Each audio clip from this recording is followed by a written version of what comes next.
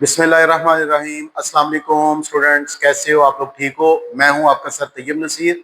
Students, आज के lecture में हम लोग डिस्कस करेंगे बेस क्वांटिटीज और ड्राइव्ड क्वांटिटीज। कल वाले लेक्चर में हमने फिजिक्स की बेसिक डेफिनेशन की, फिर फिजिक्स के बाद हमने फिजिकल क्वांटिटीज की डेफिनेशन की, फिर उसमें बेस क्वांटिटीज की भी डेफिनेशन कर दी, ड्राइव्ड क्वांटिटीज की भी डेफिनेशन कर दी और इनके रिलेटिव यूनिट्स को डिस्कस किया। आज हम इससे फर्दर अगला स्टेप स्टडी करेंगे और आज के लेक्चर में बड़े दो इंपॉर्टेंट यूनिट्स जो कि ड्राइव्ड यूनिट्स की टाइप्स में हैं, उनकी एग्जांपल्स में हैं, दैट इज रेडियन और स्टे रेडियन। आज के लेसन में हम इन दो यूनिट्स को डिस्कस करना है और इन दो यूनिट्स को स्टडी करने के लिए थोड़ा सा टॉपिक में जरा रिवाइज करूंगा। हम लोगों ने कल के लेसन में बेस क्वांटिटीज के बारे में पढ़ा और जब हमने बेस क्वांटिटीज लिखी तो हमने कहा बेस क्वांटिटीज में शामिल है length, mass, time, temperature,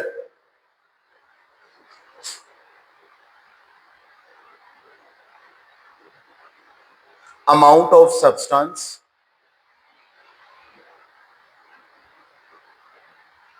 intensity of light,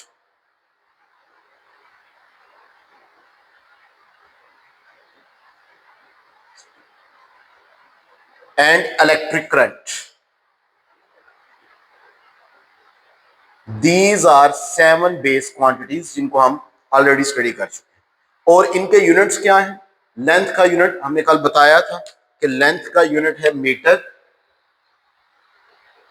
mess का यूनिट है किलोग्राम, टाइम का यूनिट है सेकंड, टेम्परेचर का unit kelvin, amount of substance mole, intensity of light candela, ampere, electric current का यूनिट एम्पेयर। यहां पर एक एमसीक्यूज पॉइंट ऑफ व्यू से आपसे एक बात शेयर कर दूं कि गौर कीजिए इन 7 बेस यूनिट्स में, ये बेस क्वांटिटीज हैं और ये इनके यूनिट्स हैं। These are base units. इन 7 बेस यूनिट्स में किलोग्राम वाहिद ऐसा यूनिक यूनिट है जिसमें हम लोगों ने प्रीफिक्स यूज किया है किलो, और किसी यूनिट में कोई प्रीफिक्स यूज नहीं हुआ। याद रखिएगा, ये एमसीक्यूज आ सकता है। किलोग्राम वाहिद ऐसा बेस यूनिट है जिसमें प्रीफिक्स यूज हुआ है। MCQs number 1। एमसीक्यूज नंबर 2 जरा गौर कीजिए और ये शॉर्ट क्वेश्चन भी आ सकता है कि मैस बी मैटर को डील कर रहे हैं, अमाउंट ऑफ सब्सटेंस, और आपके पास जो मोल है ये भी अमाउंट ऑफ सब्सटेंस, ये भी सब्सटेंस की क्वांटिटी के लिए यूज होता है और ये भी इसके लिए। दोनों में फर्क क्या है? किसी भी मैटर का के अंदर अगर आप लोगों ने जस्ट डील करने हैं नंबर ऑफ एटम्स, आइंस या मॉलिक्यूल्स, अगर आपने उस मैटर में मौजूद एटम्स की तादाद के बारे में बताते हैं, नंबर्स के बारे में आपका कंसर्न है, तो फिर हम ये यूनिट यूज करेंगे मोल। आपको पता है एवोगैड्रोस नंबर 1.60 × 10⁻23, एक मोल में इतने नंबर ऑफ एटम्स, आइंस या मॉलिक्यूल्स होते हैं। अगर बात हो नंबर्स की तो फिर बेटा मोल का यूनिट यूज होता है, और अगर बात हो क्वांटिटी की,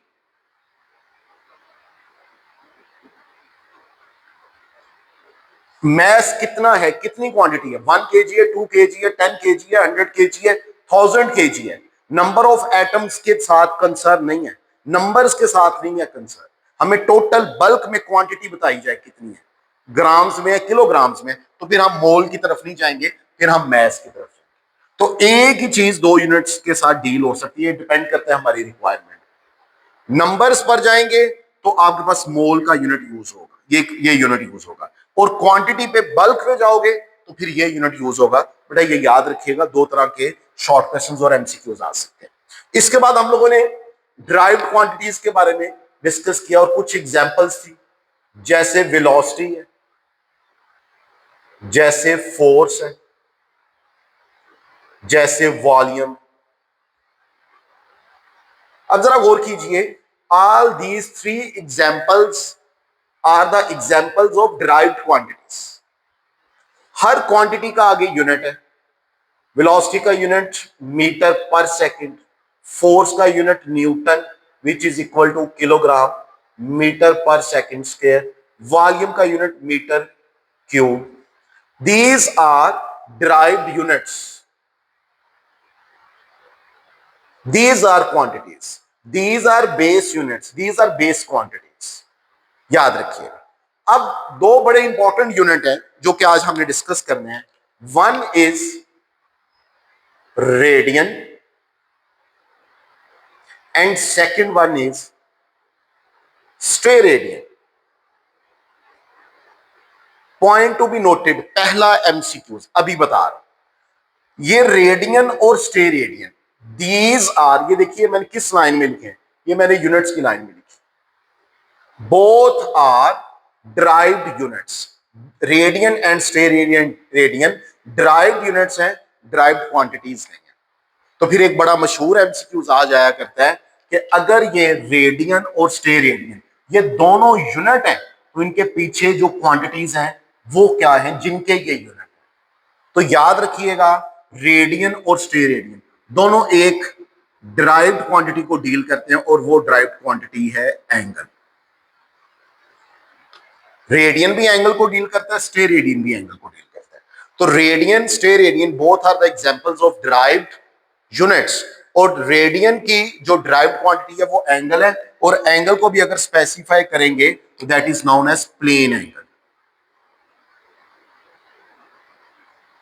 और स्टेरेडियन भी एंगल है. ये कौन सा एंगल है? Solid angle. इनमें क्या फर्क है? प्लेन एंगल होता है 2 डायमेंशन में, 2 एक्सिस, और सॉलिड एंगल होता है 3 डायमेंशन. अभी हम इसकी तरफ आ रहे हैं. तो याद रखिएगा, रेडियन एंड स्टेरेडियन ये आज का हमारा लेसन है.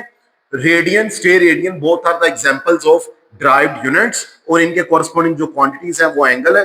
रेडियन की जो डिराइव्ड क्वांटिटी है वो प्लेन एंगल है, और स्टेरेडियन की जो डिराइव्ड क्वांटिटी है वो सॉलिड एंगल. और स्टूडेंट आज के लेसन में हमने रेडियन और स्टेरेडियन को डिस्कस करना है, ये याद रखिएगा. अब आ जाइए रेडियन पे. What is radian?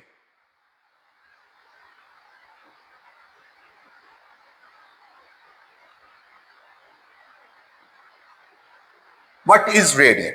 Student radian को डिस्कस करने के लिए सबसे पहले मैं एक सर्कल ड्रा करूंगा. जरा गौर कीजिएगा.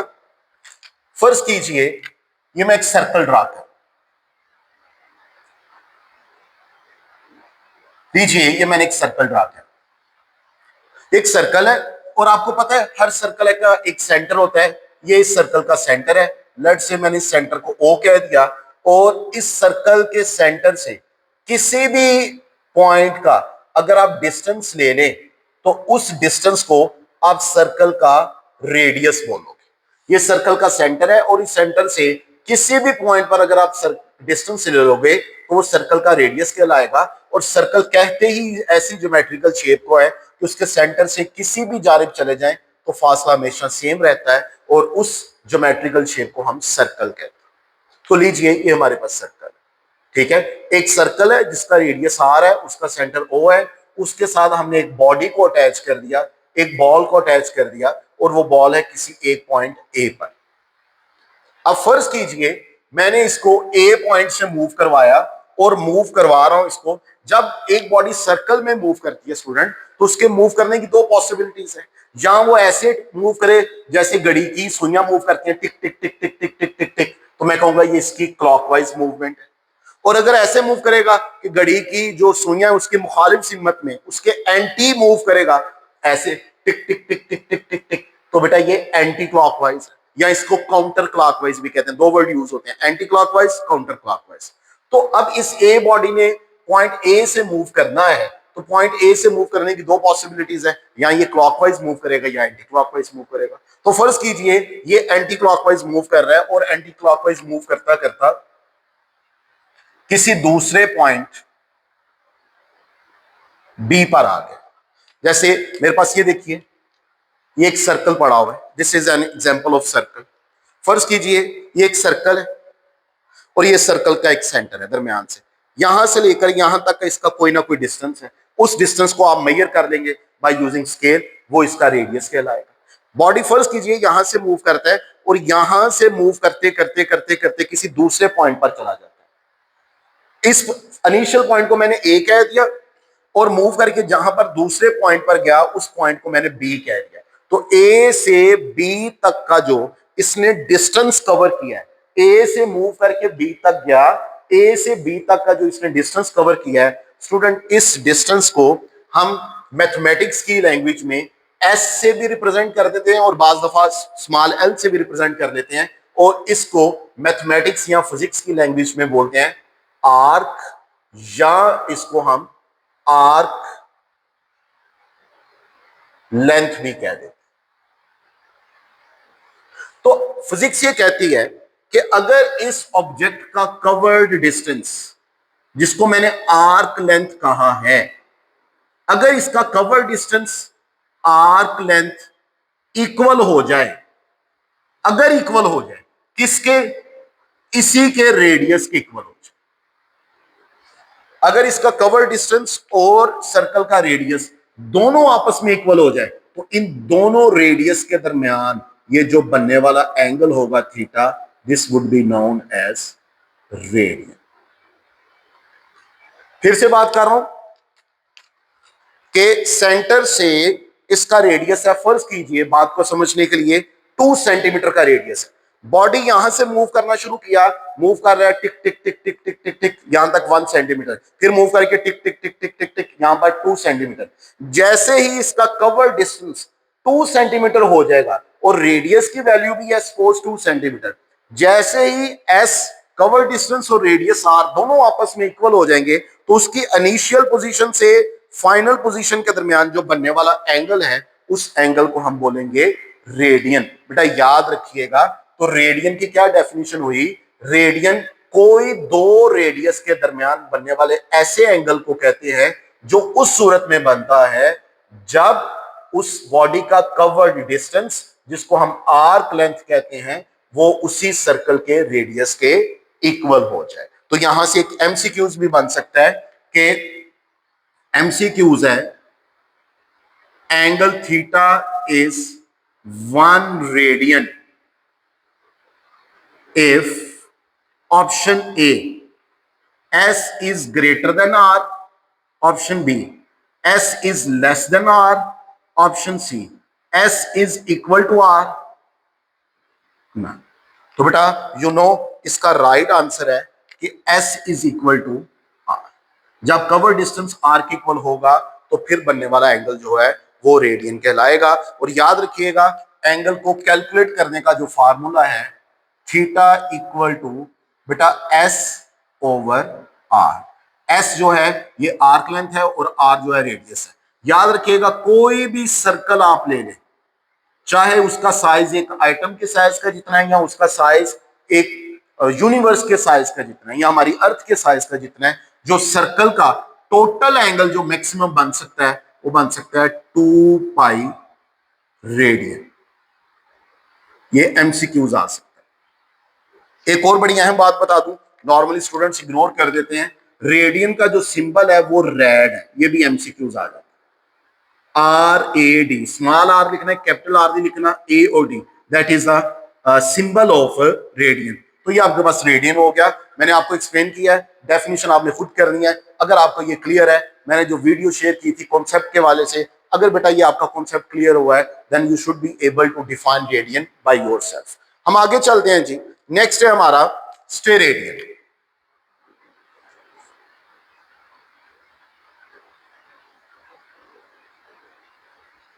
What is steradian? अब एक फर्क है, very important point. Now I use the word sphere, not circle. Here I was using the word circle. Now I am using the word sphere. What is the difference between circle and sphere? याद रखिएगा, circle 2 dimension में होता है, 2 dimensional geometrical shape है, और sphere आपका 3 dimensional geometrical shape है। Sphere की एग्जांपल ये देखिए कि मेरे पास फुटबॉल है, this is an example of sphere. ये मेरे पास रिंग है, this is an example of circle. आप जब रिंग को डील करोगे ये सर्कल है, फुटबॉल को डील करोगे ये स्फीयर है।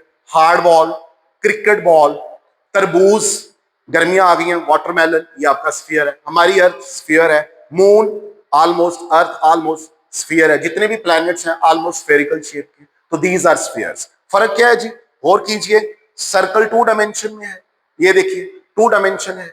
एक इसकी सपोज ये ओरिजिन है, ये आपका एक्स एक्सिस है, ये वाई एक्सिस है।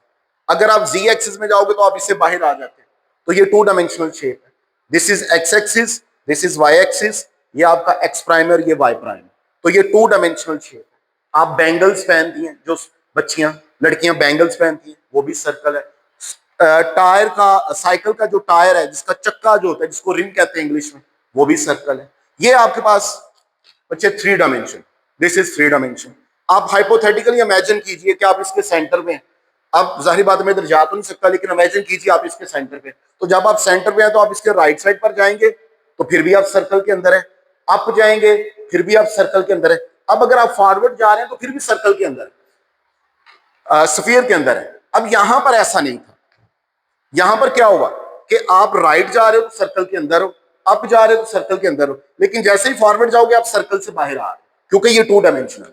स्फीयर में बेटा क्या है, स्फीयर में आप सेंटर से राइट जाओगे फिर भी स्फीयर के अंदर, अप जाओगे फिर भी स्फीयर के अंदर, इस तरफ आओगे फिर भी स्फीयर के अंदर। तो आप, ये 3 डायमेंशनल स्ट्रक्चर है, दिस इज 2 डायमेंशनल स्ट्रक्चर। आपका जो रेडियन है वो 2 डायमेंशनल स्ट्रक्चर को डील करता है, सर्कल को। आपका जो स्टे रेडियन है वो 3 डायमेंशनल स्ट्रक्चर को डील करता है, दैट इज स्फीयर। अब फर्ज कीजिए ये आपके पास एक स्फीयर है, जैसे तरबूज। आप क्या करते हो, आप इसका एक पोर्शन ले लेते हो, लेट्स से आपने ये पोर्शन ले लिया और इस पोर्शन को आप कलर कर देते हो। मैं डायग्राम बनाता हूं, जरा देखिएगा, बात को समझने की कोशिश कीजिएगा। फर्ज कीजिए ये एक स्फीयर है। अब जाहिर बात है व्हाइट बोर्ड पे स्फीयर बनाना थोड़ा सा मुश्किल होता है, बट ट्राई टू अंडरस्टैंड। ये एक स्फीयर है और आपने क्या किया, इस स्फीयर के ऊपर ये एक सरफेस ले ली और इस सरफेस को आपने हाईलाइट कर दिया, दिस वन। फिर आपने क्या किया, आपने यहां से एक लाइन ड्रा की और इस स्फीयर के सेंटर तक ले गए, ये स्फीयर का सेंटर, तो ये ऑटोमेटिकली एक ये इस तरह की शेप बन जाएगी, दिस वन। इस शेप को आप यूं समझिए कि ये एक शेप बन गई, दिस वन। फर्ज कीजिए ये आपके पास तरबूज था, इस तरबूज को आपने दुकानदार से खरीदा वाटरमेलन को, और आपने यहां पर टक्की लगा दी। टक्की लगा के जब उसको बाहर निकालोगे तो वो इस तरह की शेप हो जाएगी, कौन टाइप शेप हो जाएगी। अब फिजिक्स ये कहती है कि वो जो आपने एरिया, ये वाली जो सरफेस ली है ऊपर वाली, दिस वन, ये जो सरफेस है आपके, अगर मैं इस सरफेस का एरिया कैलकुलेट करूं, अगर मैं इस सरफेस का एरिया कैलकुलेट कर लूं बाय यूजिंग मैथमेटिकल फार्मूला, और वो एरिया, अगर इसका एरिया इफ एरिया और इसका जो रेडियस है, दिस वन, दिस रेडियस, जो कि स्फीयर का रेडियस भी होगा क्योंकि उसी का हिस्सा ना, उसी में से बाहर निकले, अगर एरिया और रेडियस का स्क्वायर आपस में इक्वल हो जाए, रेडियस नहीं बेटा, यहां पर रेडियस था, यहां पर रेडियस का स्क्वायर है, यहां पर डिस्टेंस था, यहां पर एरिया है, अगर ये दोनों आपस में इक्वल हो जाएं तो यहां पर जो सेंटर में बनने वाला एंगल होगा बेटा वो स्टे रेडियन कहलाएगा, याद रखिए, इसको आपने याद रखना। तो what is stay radian, stay radian एक ऐसा एंगल है जो कि हम स्फीयर में बनाते हैं। कब बनाते हैं, जब हम स्फीयर पे कोई एक सरफेस ले लें और उस सरफेस का हम एरिया कैलकुलेट कर लें। अगर इस सरफेस का एरिया और इसकी वजह से ये जो शेप बन रही है इसका रेडियस और फिर रेडियस का स्क्वायर दोनों आपस में इक्वल हो जाए, एरिया और रेडियस का स्क्वायर इक्वल हो जाए, तो इस स्फीयर के सेंटर पर बनने वाला जो एंगल होगा बेटा वो स्टे रेडियन कहलाएगा। और याद रखिएगा स्टे रेडियन को हम ओमेगा से रिप्रेजेंट करते हैं और इसका फार्मूला होता है ए ओवर आर स्क्वायर। इसका formula theta is equal to S over R, इसका formula A over R square, और स्टे रेडियन का जो सिंबल है वो एस आर है, ये भी एमसीक्यूज में आ जाता है। और आपके पास जो स्फीयर है, स्फीयर के केस में जो मैक्सिमम एंगल बन सकता है वो बेटा 4 पाई स्टेरेडियन बन सकता है, इससे बड़ा एंगल नहीं बन सकता। लीजिए student, that is all about radian and steradian. Thank you so much.